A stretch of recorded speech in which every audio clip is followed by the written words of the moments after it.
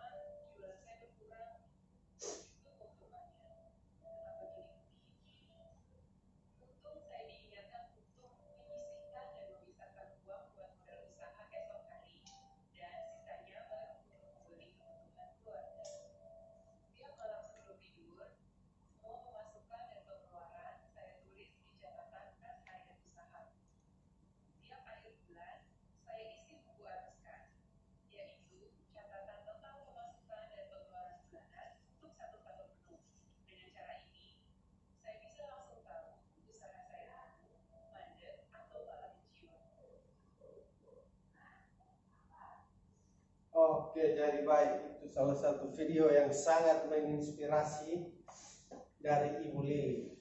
Oke, jadi dari video tersebut mungkin ada yang bisa menangkap pesan-pesan yang disampaikan mungkin dari Mama Ellen. Ibu Lili sebelum merencanakan usaha, dia mengecek, mencari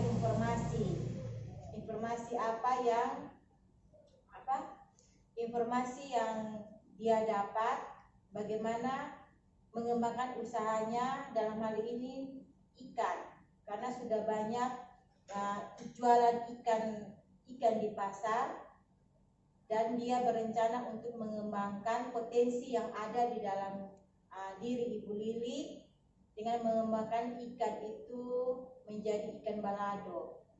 Itu saja, Pak. Oke, mungkin ada yang mau tambah atau pas? Cukup, Pak. Oke, baik. Jadi kalau pas di sini, terima kasih Mama Ellen yang sudah menyampaikan pendapat, itu benar sekali.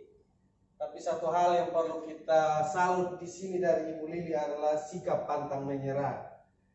Karena untuk memulai usaha itu bukan merupakan hal yang gampang. Karena kalau kita boleh runut ke belakang, Ibu Lili ini sudah pernah gagal 1 kali dalam memulai usaha. Artinya, ketika pertama kali Ibu Lili ingin memulai usaha, dia menjual ikan mentah. Tapi ikan mentah ini kurang laku dikarenakan di sekitar Ibu Lili banyak juga yang sudah menjual ikan mentah atau usaha serupa. Sehingga dari kegagalan itu Ibu Lili mempelajari bahwa dia harus merubah sesuatu yang mungkin tidak sama dengan lingkungan sekitarnya. Tapi tetap karena mungkin di lingkungan Ibu Lili itu hanya sumber daya alam yang paling besar itu yaitu ikan, maka Ibu Lili tidak lagi menjual ikan mentah seperti usahanya yang pertama, tapi dia mengembangkannya menjadi ikan yang sudah dimasak dengan bumbu balado. Jadi di sini Ibu Lili memulai usahanya lagi yang kedua itu dengan mencari informasi baik itu dari media elektronik, dari media cetak maupun dari internet atau orang-orang yang sudah berpengalaman atau yang sudah sukses di bidang usahanya. Jadi untuk lebih detail itu, selain Ibu Lili merencanakan usahanya dengan sangat baik atau merencanakan usaha yang mungkin sedikit berbeda dari orang-orang di lingkungan sekitarnya, Ibu Lili juga melakukan hal yang sangat bagus, yaitu dia mencatat anggaran baik itu uang pemasukan ataupun pengeluaran dengan sangat detail dan sangat bagus di catatan buku kasnya. Jadi di sini yang perlu kita perhatikan adalah biasanya untuk kita itu masyarakat umum itu untuk memulai catatan buku kas itu merupakan sesuatu yang sangat ribet atau menjengkelkan karena di situ banyak sekali yang harus kita tulis.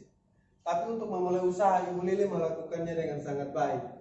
Di sini bisa saya contohkan, contohnya Ibu Lili memberikan membuat beberapa tabel di sini, keterangannya di minggu pertama itu, di catatan kas minggu pertama itu Ibu Lili membuat 3 tabel, yaitu tabel keterangan, uang masuk dan uang keluar. Jadi di sini mungkin saya langsung membacanya. Di tabel keterangan itu Ibu Lili menulis pinjaman untuk modal awal, hasil penjualan, peralatan yang diperlukan, kemudian bahan baku dan lain-lainnya untuk membuat usaha ikan balado. Jadi di sini dari ini tabel di atas ini merupakan tabel dari minggu pertama sewaktu Ibu Lili memulai usaha, dan tabel yang berikut ini adalah tabel minggu kedua setelah Ibu Lili memulai usaha. Jadi yang perlu mama-mama semua perhatikan ialah bahwa di tabel minggu pertama dan minggu kedua ini ada sedikit perbedaan. Jadi untuk terakhir mungkin Mama bisa melihat apa perbedaan dari kedua tabel ini? Di minggu kedua sudah mulai kelihatan Ini di sini untungnya. keuntungannya. Ya, jadi benar sekali di tabel pertama dan tabel kedua ini yang membedakan adalah keuntungan. Jadi di minggu pertama Ibu Lili mendapat untung 73.000. Sedangkan di minggu kedua ini Ibu Lili mendapat untung 120.000. Hal ini dikarenakan di minggu pertama Ibu Lili membeli peralatan seperti panci kecil, kain lap, dan minggu kedua Ibu Lili sudah tidak membeli hal-hal tersebut lagi karena masih bisa dipakai peralatan dari minggu pertama. Jadi keuntungan di minggu keduanya semakin besar.